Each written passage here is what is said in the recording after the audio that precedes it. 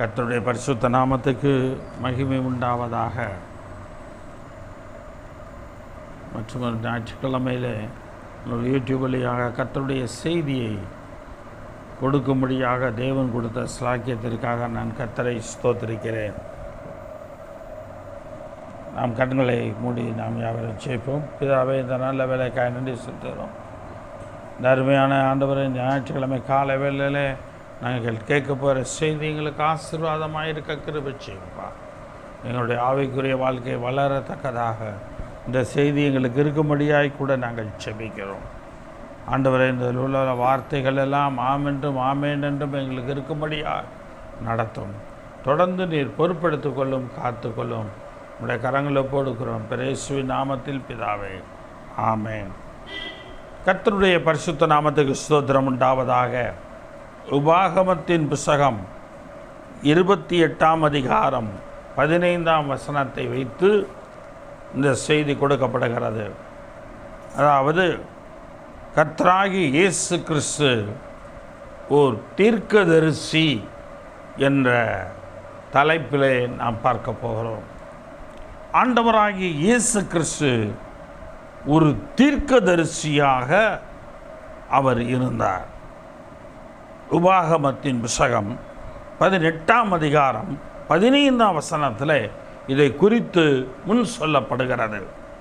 உன் தேவனாகிய கர்த்தர் என்னைப் போல ஒரு தீர்க்கதரிசியை உனக்காக உன் நடுவிலே உன் சகோதரரிலிருந்து எழும்ப பண்ணுவார், அவருக்கு செவி கொடுப்பீர்களாக என்று அங்கே மோசே சொல்லுகிறார். உன் தேவனாகிய கர்த்தர் என்னைப் போல ஒரு தீர்க்கதரிசியை உனக்காக உன் நடுவே உன் சகோதரரிலிருந்து எழும்ப பண்ணுவார். ஆக ஆண்டவராகிய இயேசு கிறிஸ்து இந்த 12 கோத்திரங்களின் சகோதரர்களுக்குள்ளிருந்து தேவன் எழும்ப பண்ணுகிறார். அவருக்கு செவி கொடுப்பீர்களாக என்று சொல்லி நாம் பார்க்கிறோம். அவர் கர்த்தராகிய இயேசு கிறிஸ்து தீர்க்கதரிசியாய் வரும் பொழுது அவருக்கு நாம் செவி கொடுக்கிறவர்களாக நாம் இருக்க வேண்டும். அதே அதிகாரம் 18ஆம் வசனம் 19ஆம் வசனம், உன்னைப் போல ஒரு தீர்க்கதரிசியை நான் அவர்களுக்காக அவர்கள் சகோதரரிலிருந்து எழும்ப பண்ணி, கர்த்தர் மோசேயின் மூலமாக சொல்லுகிறார், உன்னைப் போல ஒரு தீர்க்கதரிசியை நான் அவர்களுக்காக அவர்கள் சகோதரரிலிருந்து எழும்ப பண்ணி என் வார்த்தைகளை அவர்கள் வாயில் அருளுவேன். நான் அவருக்கு கற்பிப்பதையெல்லாம் அவர்களுக்கு சொல்லுவார் என்று இயேசு கிறிஸ்துவை குறித்து பிதாவாகிய தேவன் மோசேயின் மூலமாக சொல்லுகிறார். என் வார்த்தைகளை அவர் வாயிலே அருளுவேன், நான் அவருக்கு கற்பிப்பதையெல்லாம் அவர்களுக்கு சொல்லுவார். என் நாமத்தினாலே அவர் சொல்லும் என் வார்த்தைகளுக்கு செவிகொடாதவன் எவனோ அவனை நான் விசாரிப்பேன் என்று சொல்லி கேட்கிறார். நீ ஏன் நான் அனுப்பின தீர்க்கதரிசியாகி என் குமாரனாகி இயேசு கிறிஸ்துவுக்கு நீ ஏன் கீழ்ப்படியவில்லை? அவர் சொன்ன வார்த்தையை ஏன் நீ ஏற்றுக்கொள்ளவில்லை என்று பிதாவாகிய தேவன் விசாரிக்கிறவராக இருக்கிறார். எனக்கு அருமையான தேவனுடைய பிள்ளைகளே, உலகம் உண்டாவதற்கு முன்னாக ஆண்டவராகிய இயேசு கிறிஸ்து தீர்க்கதரிசியாய், உலகம் உண்டாவதற்கு முன்னமே யோவான் எழுதின சுவிசேஷம் 3ஆம் அதிகாரம் 13ஆம் வசனம், யோவான் 3:13, பரலோகத்திலிருந்து இறங்கினவரும் பரலோகத்தில் இருக்கிறவருமான மனுஷகுமாரனே அல்லாமல் பரலோகத்தில் ஏறினவன் ஒருவனும் இல்லை என்று சொல்லி பார்க்கிறோம். ஆக இவர் பரலோகத்திலிருந்து இறங்கினவர், பரலோகத்தில் இருக்கிறவருமாயிருக்கிறார். மனுஷகுமாரனை அல்லாமல் பரலோகத்துக்கு ஏறினவன் ஒருவனுமே கிடையாது. இவர் ஒருவர்தான் பரலோகத்திலிருந்து வந்தவர், பரலோகத்தில் இருக்கிறவர். ஆக இவர் ஒரு தீர்க்கதரிசி. யோவான் எழுதின சுவிசேஷம் 17ஆம் அதிகாரம் 5ஆம் வசனம். யோவான் 17:5. பிதாவே, உலகம் உண்டாகிறதற்கு முன்னே உம்மிடத்தில் எனக்கு உண்டாயிருந்த மகிமையினாலே இப்பொழுது நீர் என்னை உம்மிடத்திலே மகிமைப்படுத்தும் என்று இயேசு கிறிஸ்து தீர்க்கதரிசியாக பிதாவினிடத்தில் கேட்கிறார். உலகம் உண்டாகிறதற்கு முன்னே உம்மிடத்தில் எனக்கு உண்டாயிருக்கிற மகிமையினாலே இப்பொழுது நீர் என்னை உம்மிடத்திலே மகிமைப்படுத்தும். உம்மிடத்திலே என்னை நீர் மகிமைப்படுத்தும். நீர் உலகத்தில் தெரிந்தெடுத்து எனக்கு தந்த மனுஷருக்கு உம்முடைய நாமத்தை வெளிப்படுத்தினேன். நீர் உலகத்தில் தெரிந்தெடுத்து எனக்கு தந்த மனுஷருக்கு உமது நாமத்தை வெளிப்படுத்தினேன். அவர்கள் உம்முடையவர்களாயிருந்தார்கள். அவர்களை எனக்கு தந்தீர். அவர்கள் உம்முடைய வசனத்தை கை கொண்டிருக்கிறார்கள் என்று சொல்லி அவர் சொல்லுகிறார். ஆக ஆண்டவராகிய இயேசு கிறிஸ்து உலக தோற்றத்திற்கு முன்னமே உள்ள ஒரு தீர்க்கதரிசி. இவர் உலகத்திலே வந்த பொழுது தம்முடையவர்களாக யார் யாரையெல்லாம் பிதாவாகிய தேவன் அழைத்தாரோ அவர்களுக்கெல்லாம் அவருடைய நாமத்தை, பிதாவின் நாமத்தை வெளிப்படுத்துகிற ஒரு தீர்க்கதரிசியாக அங்கே இயேசு கிறிஸ்து இருந்திருக்கிறார். 14ஆம் வசனத்தில் பாருங்கள். யோவான் 17:14. நான் உம்முடைய வார்த்தையை அவர்களுக்கு கொடுத்தேன். நான் உலகத்தான் அல்லாதது போல அவர்களும் உலகத்தார் அல்ல. நான் உம்முடைய வார்த்தையை அவர்களுக்கு கொடுத்தேன். ஆக இவராக சொல்லவில்லை, பிதாவின் வார்த்தையை இவர் தீர்க்கதரிசியாய் இருக்கிறபடியினாலே இதை அவர்களுக்கு கொடுத்தேன், நமக்கு கொடுத்திருக்கிறார். அவர் உலகத்தான் அல்லாதது போல, எப்படி அவர் ஒரு உலகத்தான் அல்லையோ அதே போல அவர்களும் உலகத்தார் அல்ல. 25, 26 வசனங்களை பார்க்கலாம். யோவான் 17, 25, 26. நீதியுள்ள பிதாவே, உலகம் உம்மை அறியவில்லை, நான் உம்மை அறிந்திருக்கிறேன். நீர் என்னை அனுப்பினதை இவர்களும் அறிந்திருக்கிறார்கள். நீதியுள்ள பிதாவே, உலகம் உம்மை அறியவில்லை. பிதாவை இந்த உலகம் அறியவில்லை, நான் உம்மை அறிந்திருக்கிறேன். ஏன் என்று சொன்னால், நான் உம்மிடத்திலிருந்து நான் வந்தேன். பரலோகத்திலிருந்து நான் இறங்கினவர், பரலோகத்தில் நான் இருக்கிறவருமாயிருக்கிறார். அவர் அறிந்திருக்கிறார். நீர் என்னை அனுப்பினதை இவர்களும் அறிந்திருக்கிறார்கள். நீர் என்னிடத்தில் வைத்த அன்பு அவர்களிடத்தில் இருக்கும்படிக்கும் நானும் அவர்களில் இருக்கும்படிக்கும் உம்முடைய நாமத்தை அவர்களுக்கு தெரியப்படுத்தினேன். நீர் என்னிடத்தில் வைத்த அன்பு அவர்களிடத்தில் இருக்கும்படிக்கும் நானும் அவர்களில் இருக்கும்படிக்கும் உம்முடைய நாமத்தை அவர்களுக்கு தெரியப்படுத்தினேன், இன்னும் தெரியப்படுத்துவேன்.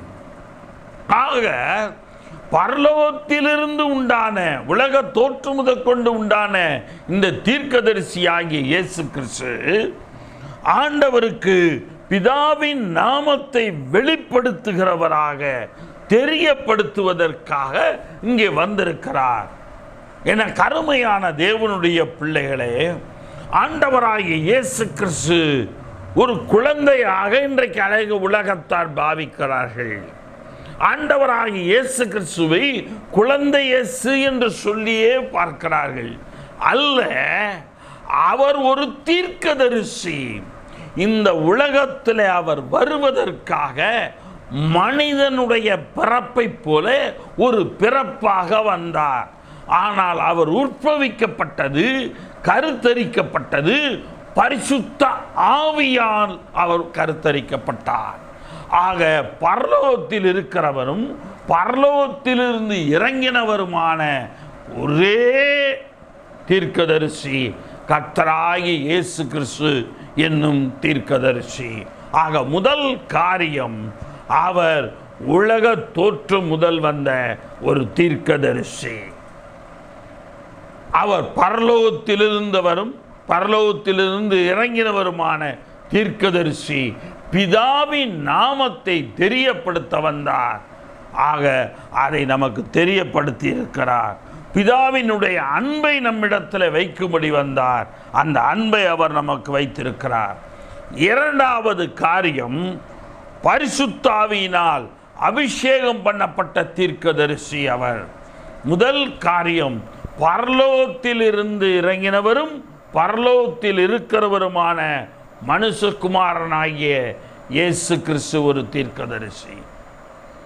இரண்டாவது, பரிசுத்த ஆவியினால் அபிஷேகம் பண்ணப்பட்ட தீர்க்கதரிசி. ஏசாயா தீர்க்கதரிசியின் புத்தகம் 42 அதிகாரம் 1 ஏசாயா 42:1. இதோ நான் ஆதரிக்கிற என் தாசன், நான் தெரிந்து கொண்டவரும் என் ஆத்துமாவுக்கு பிரியமானவரும் இவரே. கர்த்தராகிய தேவன், பிதாவாகிய தேவன் தம்முடைய ஏசாயா தீர்க்கதரிசி மூலமாய் சொல்லுகிறார், இதோ நான் ஆதரிக்கிற என் தாசன், நான் தெரிந்து கொண்டவரும் என் ஆத்துமாவுக்கு பிரியமானவரும் இவரே. என் ஆவியை அவர் மேல் அமர பண்ணினேன் என்று சொல்லுகிறார். என் ஆவியை அவர் மேல் அமர பண்ணினேன். அவர் புறஜாதிகளுக்கு நியாயத்தை வெளிப்படுத்துவார். ஆக இங்கே பார்க்கிறோம், என் ஆவியை அவர் மேல் அமர பண்ணினேன். பிதாவினுடைய ஆவியானவரை தேவன் ஆண்டவராகிய இயேசு கிறிஸ்துவின் மேல் அமர பண்ணினார். ஆண்டவராகிய இயேசு கிறிஸ்து ஞானஸ்நானம் பெறும் பொழுது, யோவான் ஸ்நானகனால் பெறும் பொழுது, வானத்திலிருந்து ஒரு சத்தம், இவரின் நேசகுமாரன், இவரில் நான் பிரியமாயிருக்கிறேன். அதே நேரத்திலே பரிசுத்த ஆவியானவர் புறாவை போல அவர் மேல் இறங்குகிறவராய் இருந்தார். ஆக பரிசுத்த ஆவியானவர் அவர் மேல் தங்குகிற ஒரு தீர்க்கதரிசி என்று சொல்லி பார்க்கிறோம். ஏசாயா தீர்க்கதரிசியின் புத்தகம் 61 அதிகாரம் 1 ஏசாயா 61:1. கர்த்தராகிய தேவனுடைய ஆவியானவர் என்மேல் இருக்கிறார். கர்த்தராகிய தேவனுடைய ஆவியானவர் என்மேல் இருக்கிறார். சிறுமைப்பட்டவர்களுக்கு சுவிசேஷத்தை அறிவிக்க கர்த்தர் என்னை அபிஷேகம் பண்ணினார். அந்த ஆவியானவர் எதற்காக அவருக்கு கொடுக்கப்பட்டார்? சிறுமைப்பட்டவர்களுக்கு சுவிசேஷத்தை அறிவிக்க கர்த்தர் அபிஷேகம் பண்ணினார். இருதயம் நொறுங்குண்டவர்களுக்கு காயம் கட்டுதலையும், சிறைப்பட்டவர்களுக்கு விடுதலையையும், கட்டுண்டவர்களுக்கு கட்டவிழ்த்தலையும் கூறுவதற்காக இவர் பரிசுத்த ஆவி இவர் மேல் இறங்கின ஒரு தீர்க்கதரிசியாயிருந்தார். பரிசுத்த ஆவியினால் அபிஷேகம் பண்ணப்பட்ட தீர்க்கதரிசி. லூக்கா எழுதின சுசேஷம் 4 அதிகாரம் 18 லூக்கா 4:18 இயேசு கிறிஸ்து இந்த தீர்க்க தரிசன வார்த்தைகளை அப்படியே அங்கே சொல்லுகிறார். கர்த்தருடைய ஆவியானவர் என்மேல் இருக்கிறார், தரித்திரருக்கு சுவிசேஷத்தை பிரசங்கிக்கும்படி என்னை அபிஷேகம் பண்ணினார், இருதயம் நறுங்குண்டவர்களை குணமாக்கவும், சிறைப்பட்டவர்களை விடுதலைக்கு ஆக்கவும். யார் யார் சிறைப்பட்டிருக்கிறார்களோ, எவைகளில் சிறைப்பட்டிருக்கிறார்களோ அவர்களை சிறையிலிருந்து விடுதலை ஆக்கக்கூடியதற்கு தேவன் இவரை பரிசுத்த ஆவியினால் அபிஷேகம் பண்ணி இருக்கிறார். பரிசுத்த ஆவி இவர் மேல் இருக்கிறார். இருதயம் நறுங்குண்டவர்களை இவர் குணமாக்கும்படியாக இவர் அங்கே இருக்கிறார். குருடருக்கு பார்வையையும் பிரசித்தப்படுத்தவும். ஆக இவர் ஆண்டவராகிய இயேசு கிறிஸ்துவின் மேல் அபிஷேகம் பண்ணப்பட்ட பரிசுத்த ஆவியானவர் இருந்தபடினாலே அநேக பார்வையற்றவர்களை தேவன் பார்வை உள்ளவர்களாக மாற்றினார்.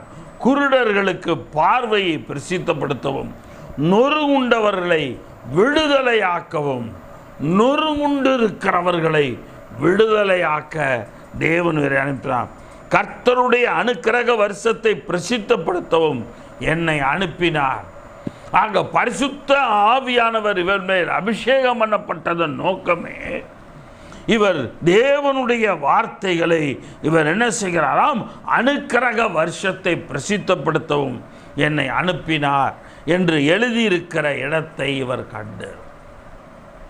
ஆக தீர்க்கதரிசிகளின் புஸ்தகத்திலே எழுதியிருக்கிறவைகளை அவர் அங்கே அனுப்பினார். யோவான் எழுதின சுசேஷம் 3ஆம் அதிகாரம் 34ஆம் வசனம். யோவான் 3:34. தேவனால் அனுப்பப்பட்டவர் தேவனுடைய வார்த்தைகளை பேசுகிறார். தேவன் அவருக்கு தமது ஆவியை அளவில்லாமல் கொடுத்திருக்கிறார். ஆண்டவராகிய இயேசு கிறிஸ்து பரிசுத்தாவினால் அபிஷேகம் பண்ணப்பட்டவர் என்பதற்கு இந்த யோவான் எழுதின சுசேஷம் தெளிவாக அங்கே வெளிப்படுத்துகிறது. தேவன் அவருக்கு தமது ஆவியை அளவில்லாமல் கொடுத்திருக்கிறார், அளவில்லாமல் அபிஷேகம் பண்ணி இருக்கிறார். ஆக எனக்கு அருமையான தேவனுடைய பிள்ளைகளே, உலகம் தோன்றும் முன்னமே இருந்த ஒரு தீர்க்கதரிசி ஆண்டவராகிய இயேசு கிறிஸ்து. இரண்டாவது, பரிசுத்த ஆவியினால் அபிஷேகம் பண்ணப்பட்ட ஒரே தீர்க்கதரிசி ஆண்டவராகிய இயேசு கிறிஸ்து. மூன்றாவது, பிதாவின் போதனைகளை மட்டுமே பேசின தீர்க்கதரிசி. வேறு எந்த உலக கதைகளையும் உலக உதாரணங்களை இவர் பேசவில்லை. பிதாவின் போதனைகளை மட்டுமே இவர் பேசின ஒரு தீர்க்கதரிசியாய் இருக்கிறார். யோவான் எழுதின சுசேஷம் 8ஆம் அதிகாரம் 26ஆம் வசனம். யோவான் 8:26. உங்களை குறித்து பேசவும் நியாயம் தீர்க்கவும் எனக்கு அநேக காரியங்கள் உண்டு. என்னை அனுப்பினவர் சத்தியமுள்ளவர். நான் அவரிடத்தில் கேட்டவைகளையே உங்களுக்கு சொல்லுகிறேன். உங்களை குறித்து பேசவும் நியாயம் தீர்க்கவும் எனக்கு அநேக காரியங்கள் உண்டு. என்னை அனுப்பினவர் சத்தியமுள்ளவர். ஆண்டவராகிய இயேசு கிறிஸ்துவை அனுப்பினவர் சத்தியமுள்ளவர். அதனால்தான் ஆண்டவராகிய இயேசு சொல்லுகிறார், நானே வழியும் சத்தியமும் ஜீவனுமாயிருக்கிறேன். ஏன் என்று சொன்னால், பிதாவாகிய தேவன் சத்தியமாயிருக்கிறார். ஆக குமாரனாகிய தேவனும் அங்கே சத்தியமாயிருக்கிறார். நான் அவரிடத்தில் பிதாவிடத்தில் என்னென்ன கேட்டேனோ அந்த கேட்டவைகளையே உலகத்துக்கு நான் சொல்லுகிறேன் என்று சொல்லி அங்கே சொல்லுகிறார். ஆதலால் 28ஆம் வசனம். ஆதலால் இயேசு அவர்களை நோக்கி, நீங்கள் மனுஷகுமாரனை உயர்த்தின பின்பு நானே அவர் என்றும், நான் என் சுயமாய் ஒன்றும் செய்யாமல் என் பிதா எனக்கு போதித்தபடியே இவைகளை சொன்னேன் என்றும் அறிவீர்கள். நானே அவர் என்றும், நான் என் சுயமாய் ஒன்றும் செய்யாமல், நான் தான் அவர், நான் என் சுயமாய் ஒன்றும் செய்யவில்லை. அப்ப ஆண்டவராய் இயேசு கிறிஸ்து அவர் சுயமாக எதையுமே அவர் பேசவில்லை, எந்த அற்புதங்களையும் அவர் செய்யவில்லை. என் பிதா எனக்கு போதித்தபடியே இவைகளை உங்களுக்கு சொன்னேன். அதுதான் நான் சொன்னேன். பிதாவின் போதனைகளை மட்டுமே பேசின தீர்க்கதரிசி இவர். யோவான் எழுதின சுவிசேஷம் 12ஆம் அதிகாரம் 49-50 வசனங்கள்.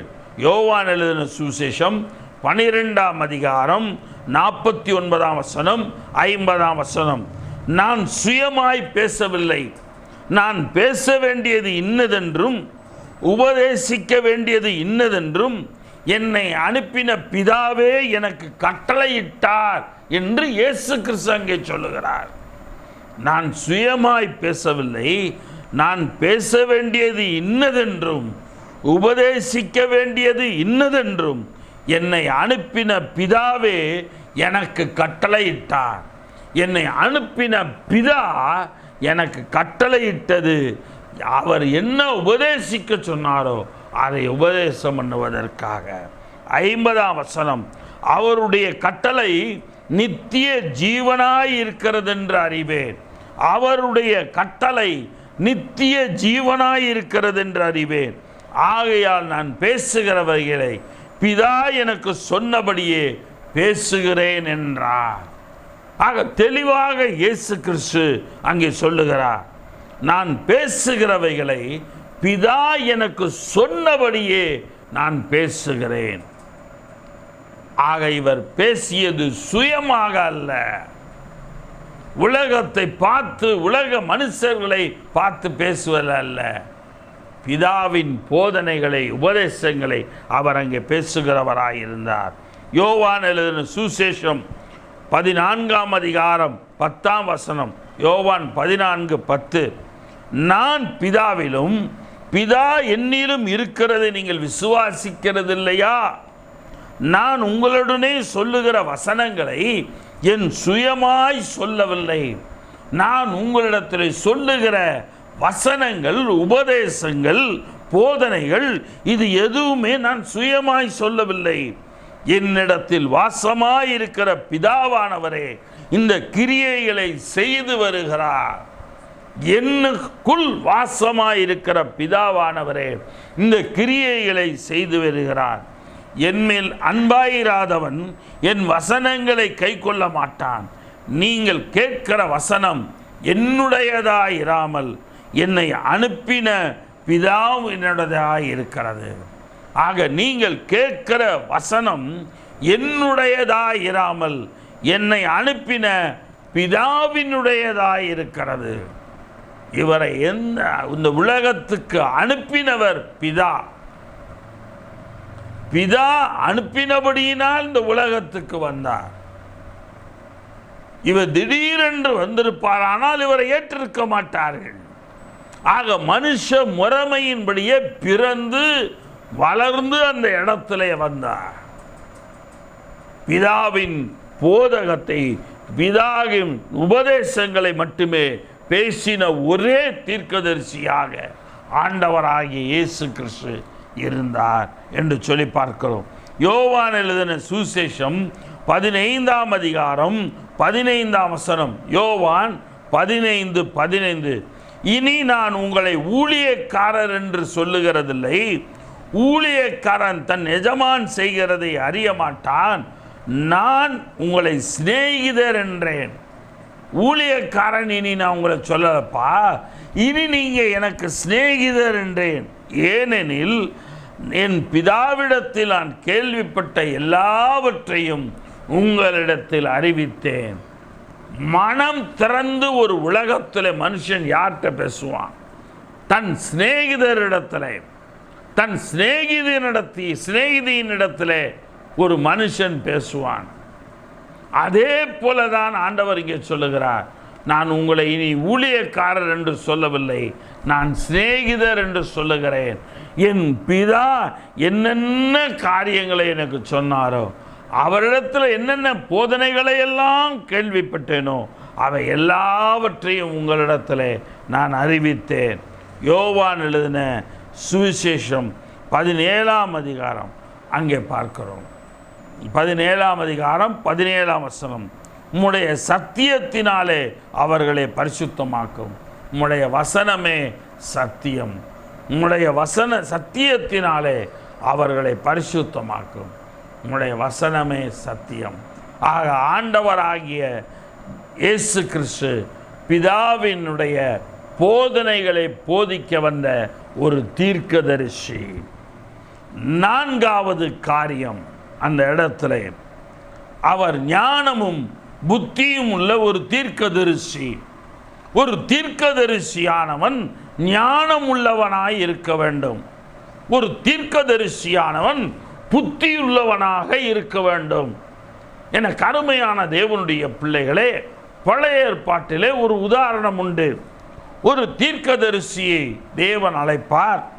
நீ போய் அந்த ராஜாவிடத்தில் இன்ன விதமாய் நீ பேசிவிட்டு நீ போன வழியே வராமல் நீ வேறு வழியாக திரும்பி வர வேண்டாம்.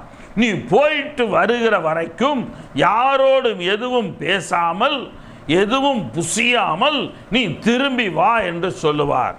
அதே போல அந்த ராஜாவுக்கு போய் கர்த்தருடைய வார்த்தையை சொல்லுவான். அவனை அடிக்க கையை ஓங்குவான் அந்த ராஜா. அந்த கை மடங்க முடியாதபடி போய்விடும். உடனே தீர்க்கதரிசி ஜெபம் பண்ணுவான், அந்த கை நன்றாக மாறும். இவன் மறுபடியும் வேறு வழியாய் திரும்பி வரும் பொழுது ஒரு வயதான தீர்க்கதரிசி அந்த இடத்துல தன் மகனை விட்டு அந்த தீர்க்கதரிசி எவ்வழியாய் போனான் என்று சொல்லி நாம் பார்க்கிறோம். அந்த தீர்க்கதரிசி எவ்வழியாய் அவன் போனான் என்பதை அங்கே அவர் சொல்லுகிறார்.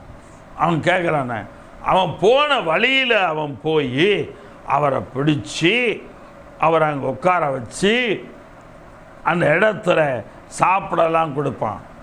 இவன் சாப்பிட்டான்.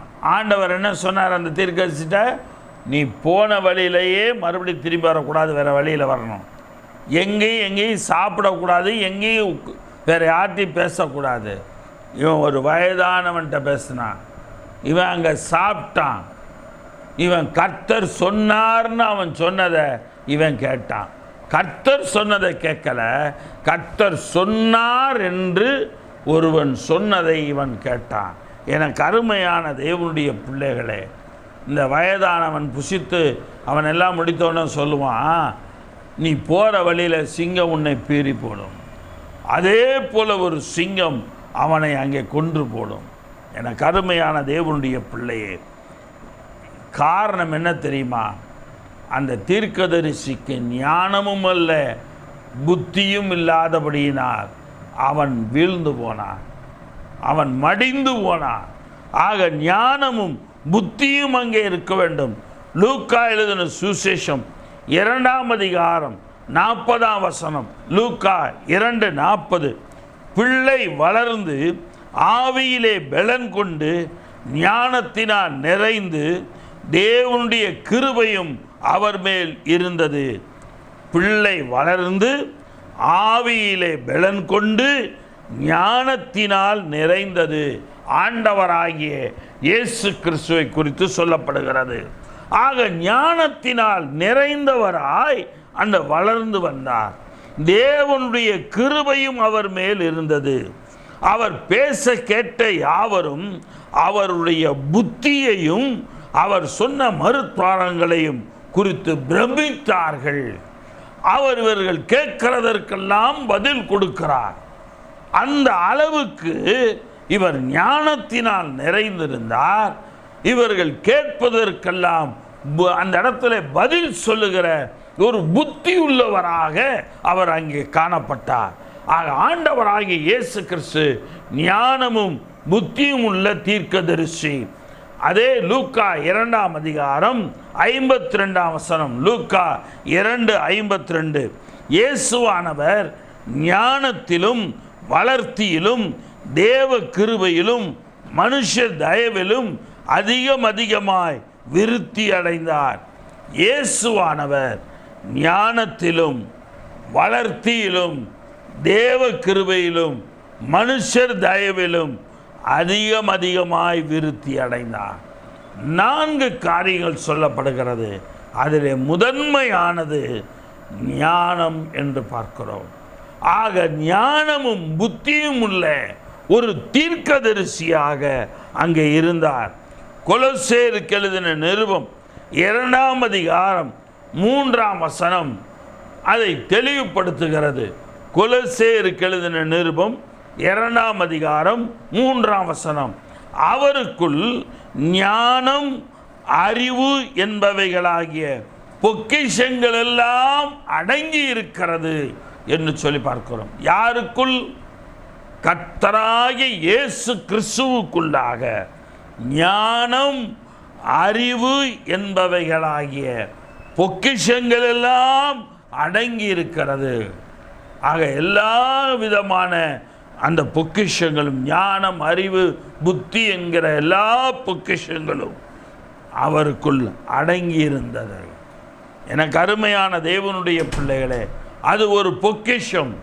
ஞானமும் அறிவும் புத்தியும் ஒரு பொக்கிஷம். அதை நாம் பெற்றுள்ளவராக இருக்க வேண்டும்.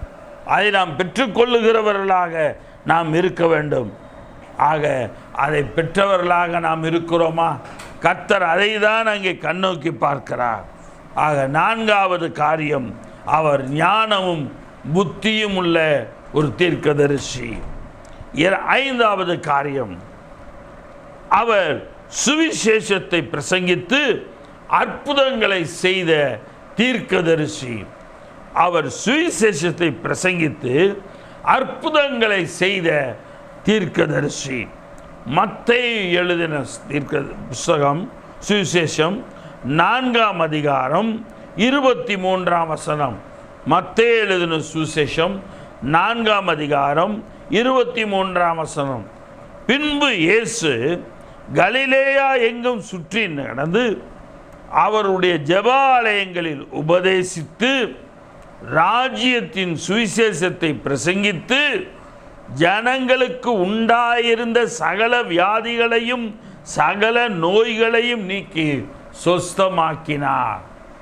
சகலவிதமான வியாதிகள், சகலவிதமான நோய்கள்.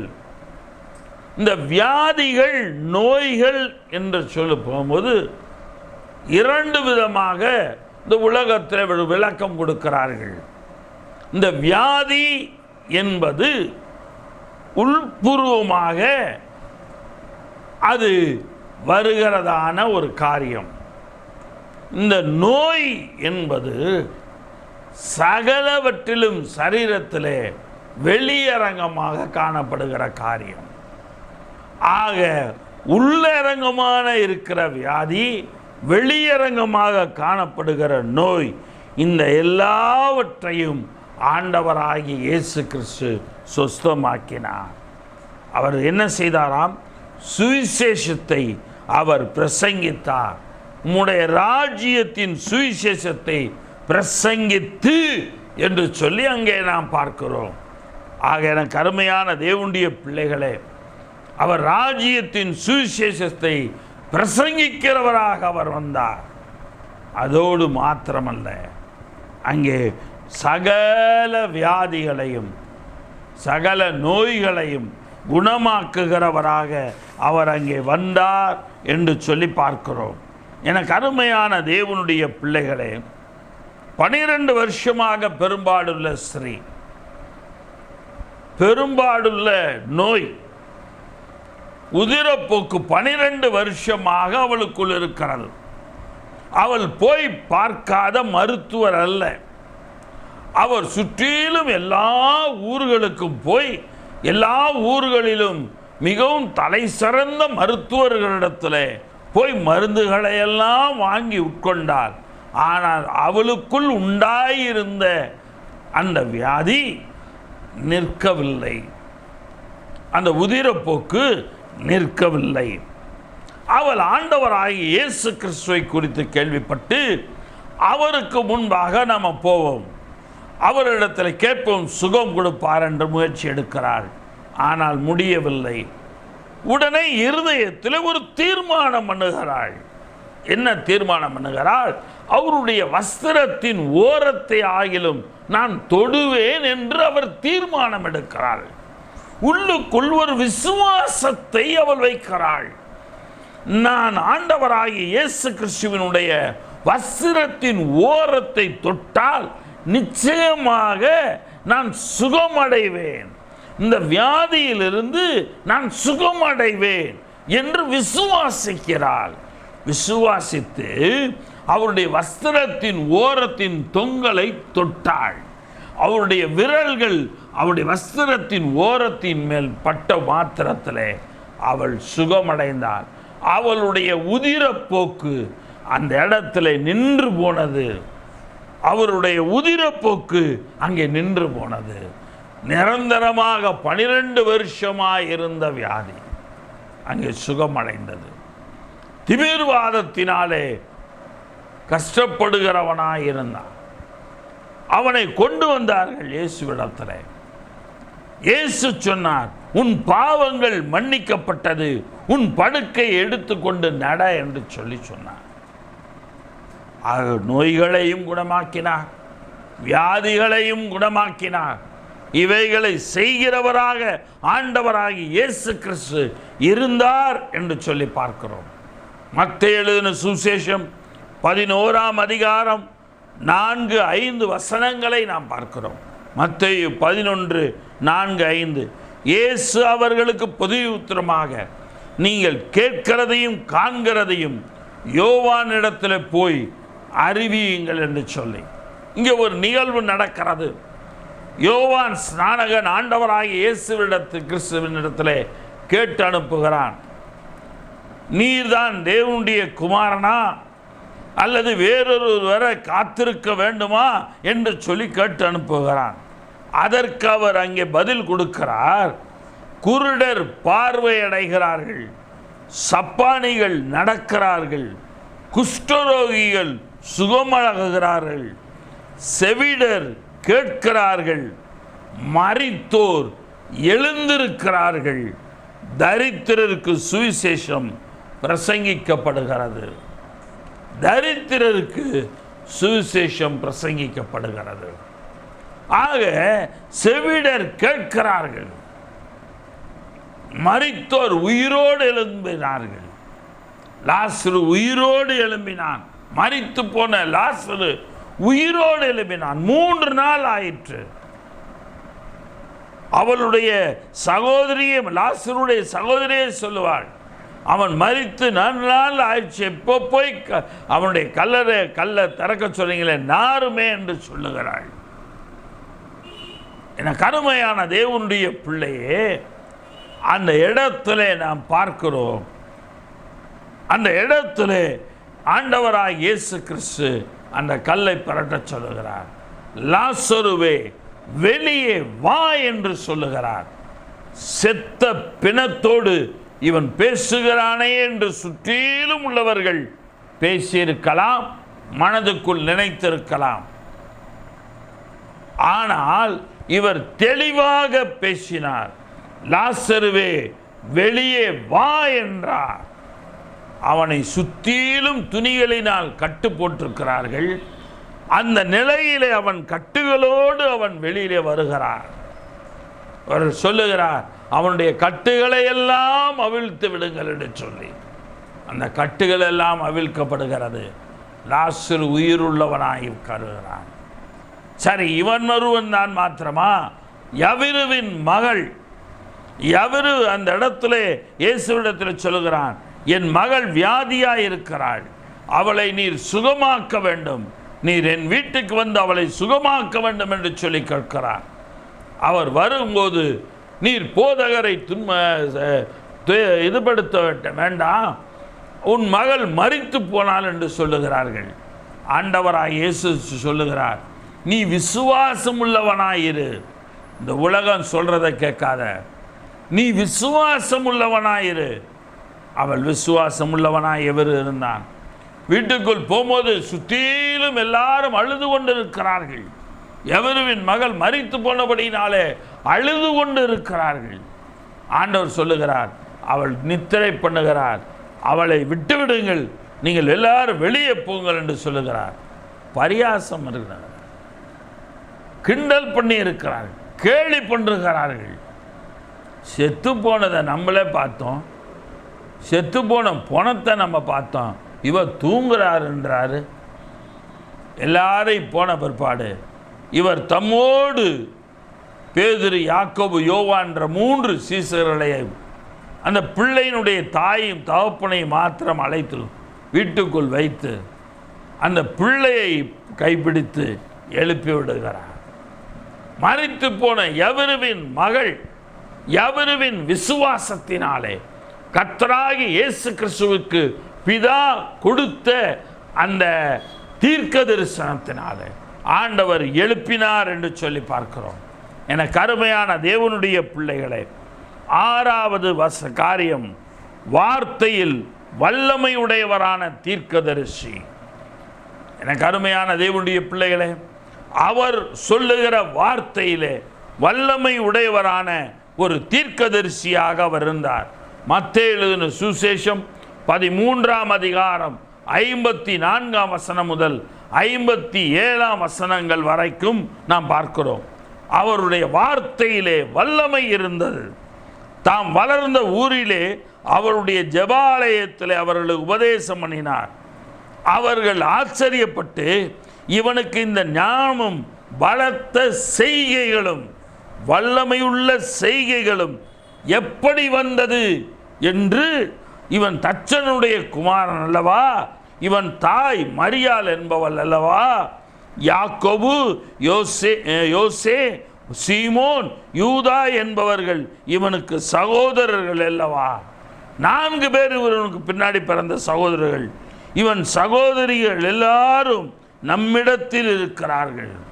சகோதரிகளும் அந்த இடத்துல அவரோடு பிறந்த சகோதரிகளும் இருக்கிறார்கள்.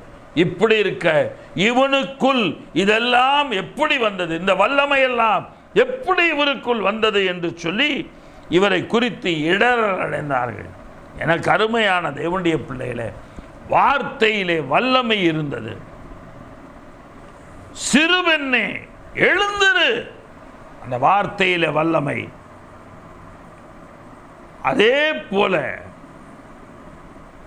ஆண்டவராகிய இயேசு கிறிஸ்து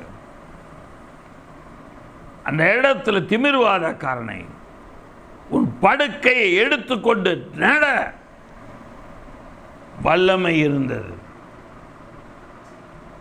வல்லமை இருந்தது. அவருடைய வார்த்தை வல்லமை உள்ள வார்த்தையாய் இருந்தது. நாம் அதில் உறுதியாய் இருக்க வேண்டும். ஆண்டவராய் இயேசு கிறிஸ்து வல்லமையுள்ள ஒரு தீர்க்கதரிசியாக அவர் இருந்தார். அவர் சுகமாக்கினது எல்லாமே, வார்த்தைகள் எல்லாமே வல்லமை உள்ளதாக இருந்தது. 38 வருஷமாக பெதஸ்தா குளத்தருகிலே இந்த மண்டபத்தில் உட்கார்ந்திருக்கிறான். அவனை தேடி போய் அவனிடத்திலே நீ சுகமடைய விரும்புகிறாயா என்று கேட்கிறான். அவன் சொல்லுகிறான், இந்த குளத்திலே தேவதூதன் குளத்தை கலக்குகிறான், நான் போவதற்கு முன்னே வேறொருவன் போய்விடுகிறான், நான் சுகம் பெற முடியவில்லை என்று சொல்லி அவன் சொல்லுகிறான். ஆண்டவர் கேட்கிறார், நீ சுகம் பெற விரும்புகிறாயா? இன்றைக்கு அநேகர் சொல்லுகிற வார்த்தைகள் இதுதான், காரண காரியங்களை தான் பேசுகிறார்கள். ஆண்டவர் நம்மிடத்தில் கேட்பது, உனக்கு என்ன வேண்டும் மகளே மகனே, அதை மாத்திரம் நம் ஆண்டவரிடத்தில் கேட்க வேண்டும். தேவையில்லாத கதைகள் அங்கே தேவையில்லை. ஆண்டவர் பிற்பாடு பார்த்தார், இவன் பேசினா இவன் வேற ஏதாவது பேசிக்கிட்டே இருப்பான், நீ உன் படுக்கை எடுத்துக்கொண்டு நீ நடந்து போ என்று தேவன் சொல்லுகிறான். அவன் 38 வருஷ வியாதி, படுக்கை எடுத்துக்கொண்டு வீட்டுக்கு போனான். எனக்கு அருமையான தேவனுடைய பிள்ளைகளே, குஷ்டரோகிகள் 10 பேர் வருகிறார்கள். எங்கள் குஷ்டரோகம் நீங்க வேண்டும் என்று சொல்லுகிறார். ஆண்டவர் அந்த இடத்துல சொஸ்தம் அடைவீர்களாக என்று சொல்லுகிறார். குஷ்டரோகிகள் சொஸ்தமாகிறார்கள். வல்லமை இல்லையா? ஆண்டவராகிய இயேசு கிறிஸ்து அவருடைய வார்த்தையிலே வல்லமை இருந்தது.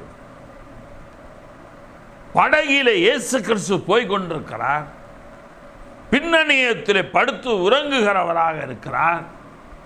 படகை செலுத்தி கொண்டு போகிறார்கள். நடுக்கடலிலே பெரும் காற்று வீசப்படுகிறது. அந்த படகு அமிழத்தக்கதாக தண்ணீர் அலைகளினாலே மோதுகிறது. உடனே அந்த இடத்திலே அந்த படகிலே இருக்கிறவர்கள் இயேசுவை எழுப்புகிறார்கள். ஐயரே, நாங்கள் மடிந்து போகிறோம், உமக்கு கவலை இல்லையா என்று சொல்லி.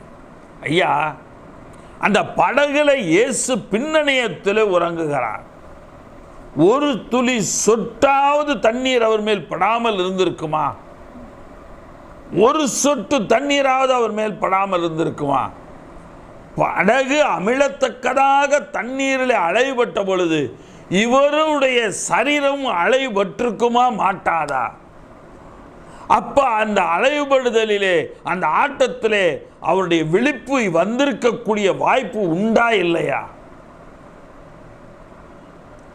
ஆக இவையெல்லாம் நடக்கும்போது இவர்கள் சொல்லுகிறார்கள், இயேசுவும் அதே படகிலே இருக்கிறார், நாங்கள் மடிந்து போகிறோம், உமக்கு கவலை இல்லையா?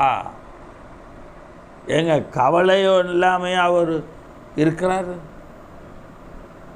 இவங்க என்ன நினைக்கிறாங்க? அவர் கவலைப்படுகிறவராக எந்திரிச்சு, ஐயோ நடுக்கடலில் இப்படி கடல் இப்படி கொந்தளிக்குது, கப்பல் படகு அமிழ்ந்து போயிடக்கூடாது என்று கவலைப்படக்கூடாது.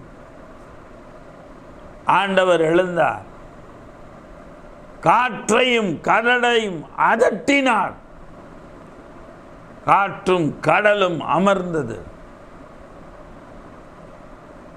அற்ப விசுவாசிகளே என்றார். காற்றையும் கடலையும் அதட்டினார். வார்த்தையிலே வல்லமை.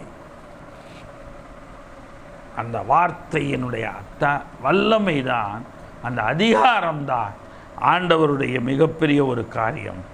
எனக்கு அருமையான தேவனுடைய பிள்ளைகளே, மார்க் எழுதின சுவிசேஷம் 1ஆம் அதிகாரம் 27ஆம் வசனம். எல்லாரும் ஆச்சரியப்பட்டு, இது என்ன, இந்த புதிய உபதேசம் எப்படிப்பட்டது? இவர் அதிகாரத்தோடு அசுத்தாவிகளுக்கு கட்டளையிடுகிறார், அவைகள் இவருக்கு கீழ்ப்படுகிறது என்று தங்களுக்குள்ளே ஒருவரோடொருவர் சொல்லிக் கொண்டார்கள். இவர் அதிகாரத்தோடு அசுத்தாவிகளுக்கு கட்டளையிடுகிறாரே. வார்த்தையிலே வல்லமை, அந்த அதிகாரம் உடைய தீர்க்கதரிசியாக இயேசு கிறிஸ்து இருந்தார். ஆக அந்த எல்லா பிசாசுகளும் அந்த இடத்திலே கீழ்ப்படிந்தன. லூக்கா எழுதின சுவிசேஷம் 4ஆம் அதிகாரம் 32ஆம் வசனம். லூக்கா 4:32. அவருடைய வசனம் அதிகாரம் உள்ளதாக இருந்தபடியால் அவருடைய போதகத்தை குறித்து அவர்கள் ஆச்சரியப்பட்டார்கள் என்று சொல்லி பார்க்கிறோம். அவருடைய வசனம் அதிகாரம் உள்ளபடியால் இருந்தபடியால் அவருடைய போதகத்தை குறித்து ஆச்சரியப்பட்டார்கள். ஆக எனக்கு அருமையான தேவனுடைய பிள்ளைகளே, தேவன் வார்த்தையிலே வல்லமையுடைய ஒரு தீர்க்கதரிசியாக இயேசு கிறிஸ்து இருந்தார். கடைசியாக தம்முடைய வருகையை முன்னறிவித்த ஒரே தீர்க்கதரிசி இவர்தான். தன்னுடைய மரணத்தையும் தன்னுடைய உயிர்த்தெழுதலையும் தான் மறுபடியும் பரமேறி பரத்துக்கு போன பிற்பாடு மறுபடியும் 2ஆம் முறை வருவதையும் முன்னறிவித்த ஒரே தீர்க்கதரிசி ஆண்டவராகிய இயேசு கிறிஸ்து. தன் 2ஆம் வருகையை முன்னறிவித்தவர். அதிலே நீங்கள் மத்தேயிலிருந்து நீங்கள் 24ஆம் அதிகாரத்தை நீங்கள் வாசிப்பீர்களே, ஆனால் நேரமில்லை. ஆக அந்த இடத்துல அவர்கள் கேட்பார்கள். பின்பு அவர் ஒலிவ மலையின் மேல் உட்கார்ந்திருக்கையில் சீசர்கள் அவரிடத்தில் தனித்து வந்து, இவைகள் எப்பொழுது சம்பவிக்கும்? உம்முடைய வருகைக்கும் உலகத்தின் முடிவுக்கும் அடையாளம் என்ன? எங்களுக்கு சொல்ல வேண்டும் என்றார்கள். உம்முடைய 2வது வருகைக்கும் உலகத்தின் முடிவுக்கும் அடையாளம் என்ன என்று கேட்கிறார்கள். உடனே இயேசு சொல்லுகிறார், ஒருவனும் உங்களை வஞ்சியாதபடி எச்சரிக்கையாயிருங்கள். அவர் கொடுக்கிற பதில், ஒருவனும் உங்களை வஞ்சியாதபடி. ஏனெனில் அநேகர் வந்து என் நாமத்தை தரித்து கொண்டு நானே கிறிஸ்து என்று சொல்லி அநேகரை வஞ்சிப்பார்கள். நானே கிறிஸ்து என்று சொல்லி அநேகரை வஞ்சிப்பார்கள். யுத்தங்களின் செய்திகளை கேள்விப்படுவீர்கள், கலங்காதபடி எச்சரிக்கையாயிருங்கள். இவைகளெல்லாம் சம்பவிக்க வேண்டியதே, ஆனாலும் முடிவு உடனே வராது. இவை ஜனத்துக்கு விரோதமாய் ஜனமும் ராஜ்யத்துக்கு விரோதமாய் ராஜ்யமும் எழும்பும். பஞ்சங்களும் கொள்ளை நோய்களும் பூமி எதிர்ச்சிகளும் பல இடங்களில் உண்டாகும். இவைகளெல்லாம் வேதனைகளுக்கு ஆரம்பம். இவைகளெல்லாம் வேதனைகளுக்கு ஆரம்பம். அப்பொழுது உங்களை உபத்திரங்களுக்கு ஒப்புக்கொடுத்து உங்களை கொலை செய்வார்கள். என் நாமத்தின் நிமித்தம் நீங்கள் சகல ஜனங்களாலும் பகைக்கப்படுவீர்கள். அப்பொழுது அநேகர் இடரடைந்து ஒருவரை ஒருவர் காட்டி கொடுத்து ஒருவரை ஒருவர் பகைப்பார்கள். இப்படி அநேக காரியங்களை ஆண்டவராய் இயேசு கிறிஸ்து சொல்லுகிறார் தன்னுடைய வருகையை குறித்து. தன்னுடைய 2ஆம் வருகை குறித்து தேவன் தெளிவாக சொன்னார். யோனா மீனின் வயிற்றுக்குள் இருந்தது போல மனுஷ குமாரனும் 3 நாட்கள் இருப்பார் என்று சொல்லுகிறார். அதே போல ஆண்டவராய் இயேசு கிறிஸ்து மரித்து 3ஆம் நாள் உயிர்த்தெழுந்தார். தன்னுடைய மரணத்தை முன்னறிவித்த தீர்க்கதரிசி, தன்னுடைய உயிர்த்தெழுதலை முன்னறிவித்த தீர்க்கதரிசி. எனக்கு அருமையான தேவனுடைய பிள்ளைகளே, லூக்கா எழுதின சுவிசேஷம் 19ஆம் அதிகாரம் 41 முதல், நீ சமீபமாய் வந்தபோது நகரத்தை பார்த்து அதற்காக கண்ணீர் விட்டு அழுது, உனக்கு கிடைத்த இந்த நாளில் ஆகிய உன் சமாதானத்துக்கு ஏற்றவைகளை நீ அறிந்திருந்தாயானால் நலமாயிருக்கும். இப்பொழுதோ அவைகள் உன் கண்களுக்கு மறைவாயிருக்கிறது. உன்னை சந்திக்கும் காலத்தை அறியாமல் போனபடியால் உன் சத்துருக்கள் உன்னை சூழ மதில் போட்டு உன்னை வளைந்து கொண்டு எப்பக்கத்திலும் உன்னை நெருக்கி உன்னையும் உன்னிலுள்ள உன் பிள்ளைகளையும் தரையாக்கு போட்டு உன்னிடத்தில் கல்லின் மேல் கல்லிராதபடி கண்டு தேவாலயம் இடிக்கப்பட்டது. இன்றைக்கும் தேவனுடைய ஆலயம் கட்டப்பட வேண்டும் என்று இஸ்ரவேல் முடிவெடுத்திருக்கிறார்கள். நாட்டிலே எனக்கு அருமையான தேவனுடைய பிள்ளைகளே, கர்த்தருடைய வருகைக்கு அடையாளம் அதுதான். கர்த்தருடைய எல்லா காரியங்களுக்கும் அடையாளம் சொன்ன ஒரே தீர்க்கதரிசி ஆண்டவராகிய இயேசு கிறிஸ்து. எனக்கு அருமையான தேவனுடைய பிள்ளைகளே, முதலாவது காரியம், அவர் பரத்திலிருந்து உண்டான தீர்க்கதரிசி, உலக தோற்றத்துக்கு முன்னமே உள்ள தீர்க்கதரிசி. இரண்டாவது, அவர் பரிசுத்த ஆவியினால் அபிஷேகம் பண்ணப்பட்ட தீர்க்கதரிசி. மூன்றாவது, பிதாவின் போதனைகளை மட்டுமே பேசின தீர்க்கதரிசி. நாலாவது, ஞானமும் புத்தியும் உள்ள தீர்க்கதரிசி. ஐந்தாவது, சுவிசேஷத்தை பிரசங்கித்து அற்புதங்களை செய்த தீர்க்கதரிசி. ஆறாவது, வார்த்தையில் வல்லமையுள்ள தீர்க்கதரிசி. ஏழாவது, தன் வருகையை முன்னறிவித்த தீர்க்கதரிசி. தன் வருகையை மாத்திரமல்ல, தன் மரணத்தையும் உயிர்த்தெழுதலையும் சொன்ன ஒரு தீர்க்கதரிசி. கண்களை மூடி நாம் ஜெபிப்போம். ஆண்டவராய், இந்த அருமையான இந்த வேளைக்காய் ஸ்தோத்திரம். கர்த்தராகிய இயேசு கிறிஸ்து யார் என்பதை குறித்து இந்த நாளிலே நாங்கள் செய்தி கேட்டோமப்பா.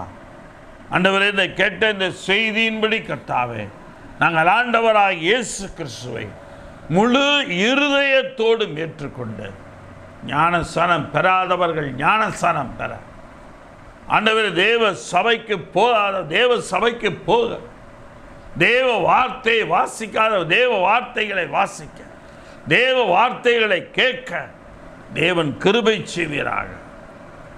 ஆண்டவரே, நீர் சிநேகிதராக ஏற்படுத்தின ஊழியக்காரர்களின் வார்த்தைகளை அவர்கள் கேட்க நீர் ஒரு நடத்துதலை கொடுப்பீராக. இன்றைக்கு இந்த செய்தி கேட்ட உடைய பிள்ளைகளுக்கு ஆண்டவருடைய வியாதிகளையும் அவருடைய நோய்களையும் நீர் குணமாக்குவீராக. அற்புதங்களை செய்வீராக. நீர் அற்புதங்களை செய்வீராக. நீர் அற்புதங்களை செய்கிற தீர்க்கதரிசி. ஆண்டவரை, தரித்திரியங்கள், ஆண்டவரை, குறைகள் எல்லாவற்றையும் நீக்கி போடுவீராக. திராட்சரசம் குறைவுபட்ட போது அந்த திராட்சரசங்களை தண்ணீரை எல்லாம் திராட்சரசமாய் மாற்றின தேவன் நீர். உம்முடைய பிள்ளைகளுடைய வெறும் பாக்கெட்டுகள், வெறும் பர்சுகளை தேவன் பணத்தினால் நிரப்புவீராக.